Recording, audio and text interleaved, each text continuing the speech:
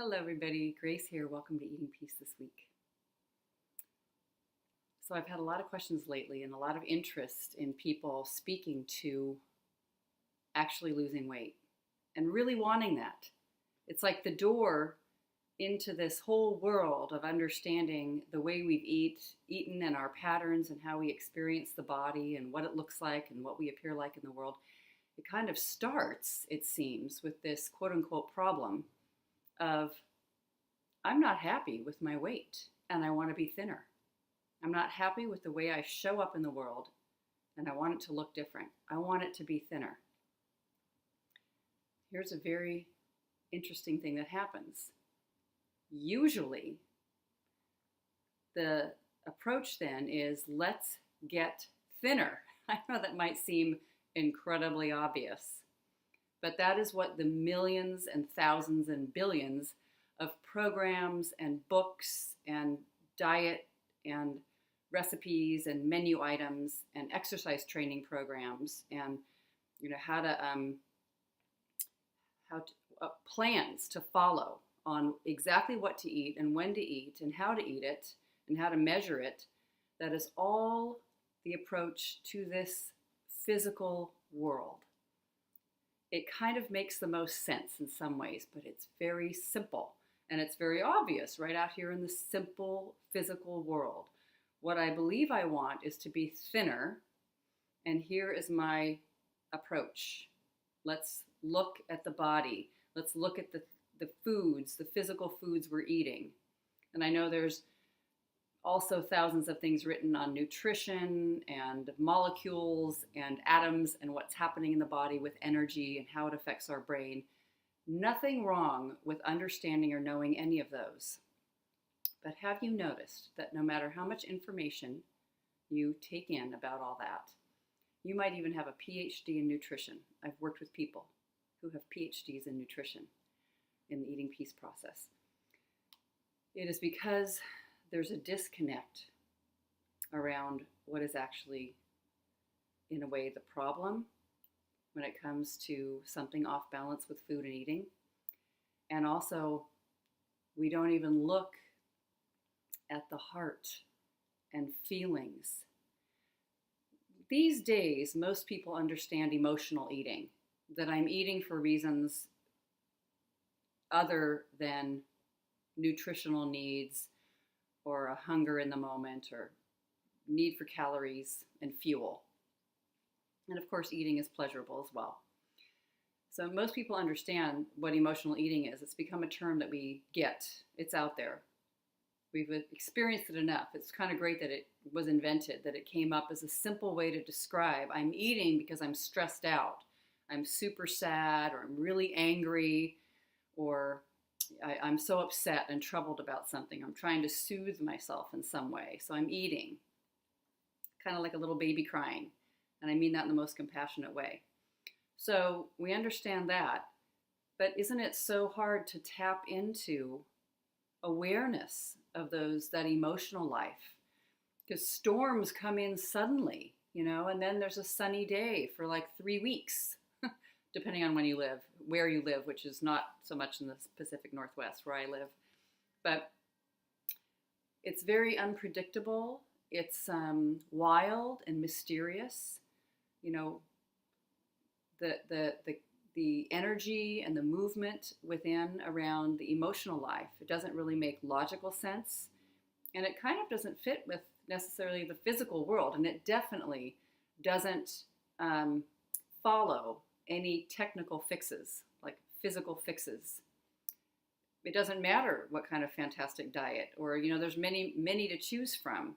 There's something that has nothing to do with the food plan or the urge to get thinner, where emotions have a life, have been given a life, or they just have one.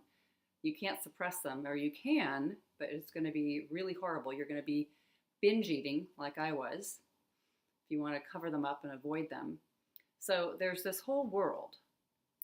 And in a way, what I found with all the people that wind up wanting to approach their eating peace process in this particular way is they have to be willing That is, not have willpower, but a sense of willingness to see that maybe what they want is not just thinness. So many of us have been thin and still been unhappy. I've been very thin and extremely unhappy several times in my life. So it was like putting this scaffolding structure over the whole process and burying all emotions in the ground, or other aspects of what this whole quote unquote problem is. And let's just override that, or have force or willpower over all of it. And of course that doesn't work.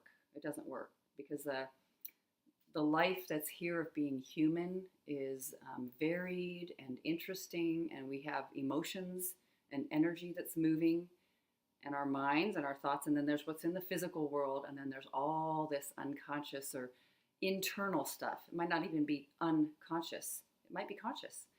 There's internal patterns that we have that are operating that actually spark the movements that we have in the world, or how we relate to our life, our conversation with reality. So people who wind up wanting and being willing to work in the eating peace process,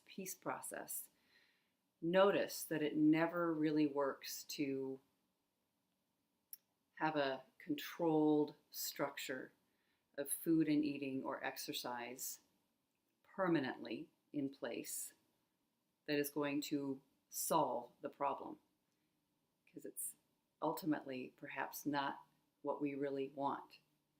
Do we want to be thin? I noticed when I was thin, I wasn't happy.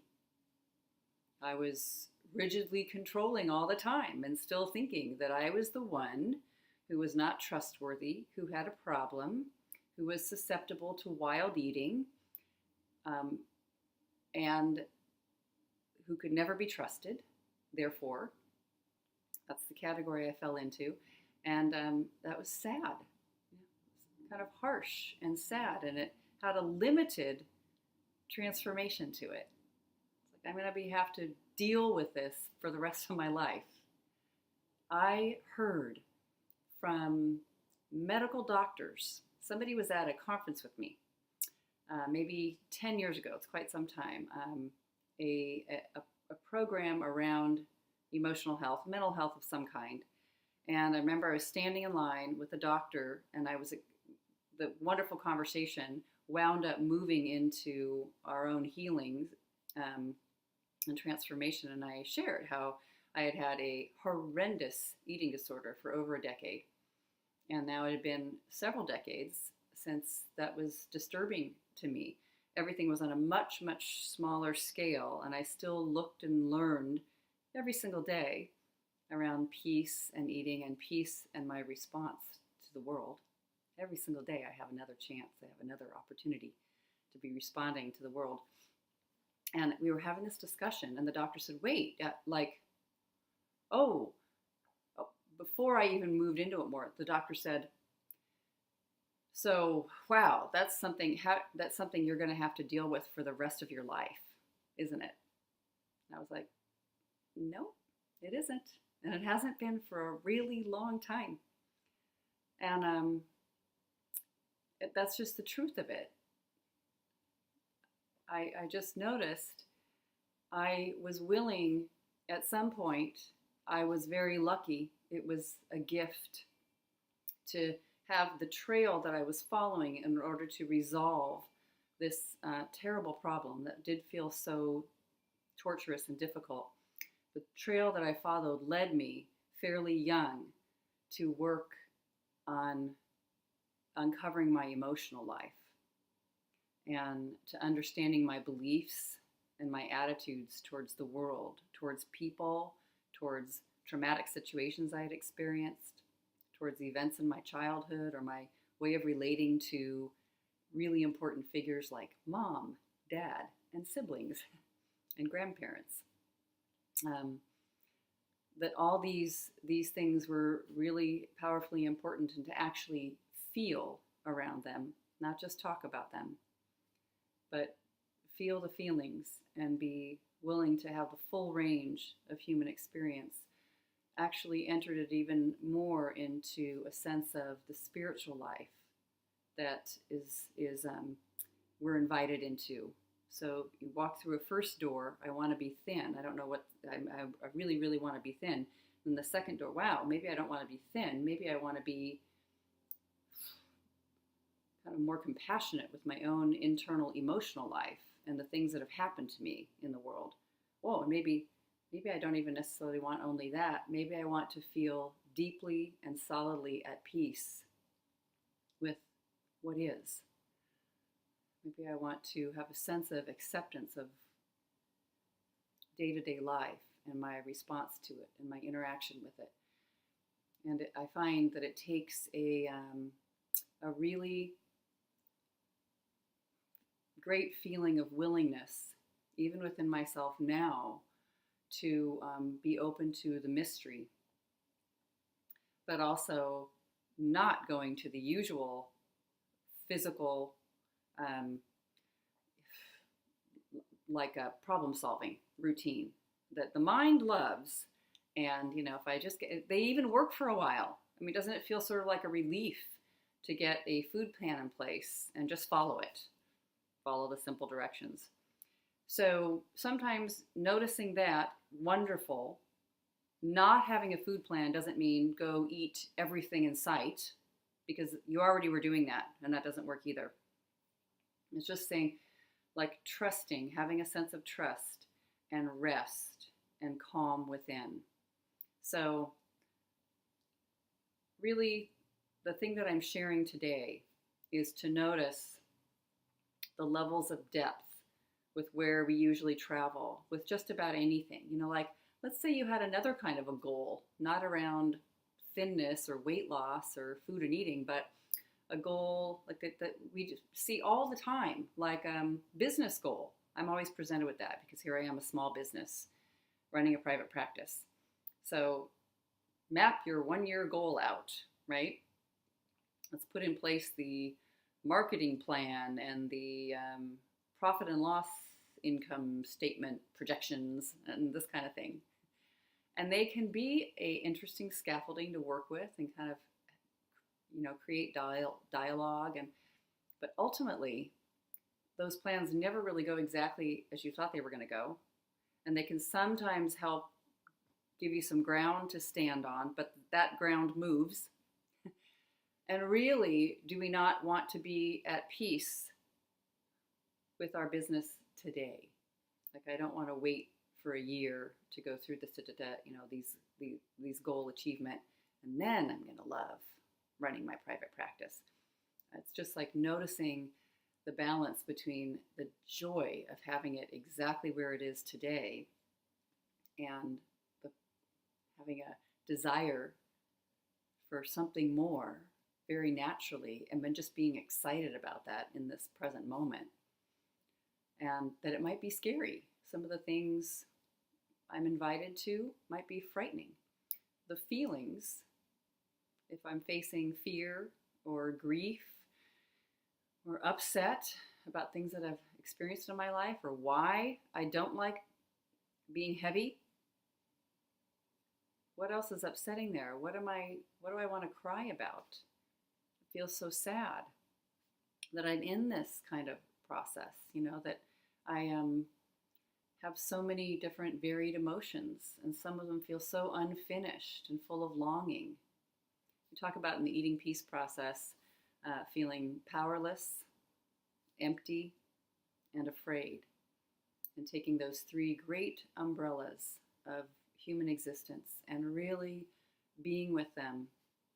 And can I find the turnarounds where I'm powerful even in the midst of powerlessness, and where I am full even in the midst of immense emptiness? Can the emptiness also be supportive? Can I find satisfaction even in unsatisfaction? And then in fear, that I just allow myself to be afraid, which is part of being alive here sometimes on planet Earth, that it is frightening. So it seems. and to question those stories. I can use my mind, my brilliant mind, to question those stories. And then just access something other than this physical realm of cause and effect that's so just staying way up here on the surface. But let's dig deeper so that this is the last program. We don't need any other programs. We don't need any other new diets. We don't need to find out any more information. We don't need to understand one other molecule and what it does. If that comes through our awareness, no problem. I'm not against it. It's just not necessary to look constantly for the right thing. Can I feel peace in this moment? Can I just relax and rest here now in this moment? It's really what eating peace is all about. And there may be some doors to open and enter some rooms that we've like had a lock on them. They've just been locked or in the basement. So we're doing a lot of exploring in new ways and allowing safety to be present for us in those experiences of powerlessness and emptiness and fear. That safety can be present, oddly enough, when those are happening, and then we can actually step into them instead of having to use control and force and anger and judgment and aggression and fighting. Cravings, cravings just drop away when you begin to touch into your true feelings of what you really want, which usually isn't thinness. Never met anyone who was like forced themselves into thinness that found what they want. I really haven't. So doesn't mean we aren't thin. You might address the other things and just wind up becoming thin, becoming a natural weight. So here's what I'll leave you with today so it doesn't feel too overwhelming and big. And that is, let's look at the emotional life. How are you feeling in your heart about situations? And just pick one thing that's frightening you in your life or that has frightened you deeply. Only one. And I know if you sat down and made a list of everything you've ever been that's really terrified you and the traumatic experiences you've been through, you might have quite a few. But also you might be surprised that there aren't that many. There aren't as many as you thought. They just seem to echo. So just pick one person that really scared you in your life. It can be recent or in the distant past. And begin to do your work on that person, like understanding, opening up to the fear, opening the door of exploring that room, that way of relating to what's happened in your life, that way of relating with reality. In a way, you want your thoughts to be thinner about that experience. So in a way, this echoing of what we want to be thinner in the body, has some validity to it. I want my thoughts to be thinner. The only way to get my thoughts thinner is to really turn and face and look to see how heavy they are. Let's see how heavy they are. Let's write them down. And then let's inquire and feel the inquiry come alive within us. So using the mind to access your emotional life. So trusting that my feelings can be not run me, that I can look at my feelings, that there's a center of power, safety, and fullness within this present moment that can hold all of that stuff that we're upset by. So let's just start with fear. That's my invitation for you today. Find one person that really scared you or one event that really frightened you and write a Judge Your Neighbor worksheet on it. And we use the work of Byron Katie to begin your process of becoming peaceful with that event.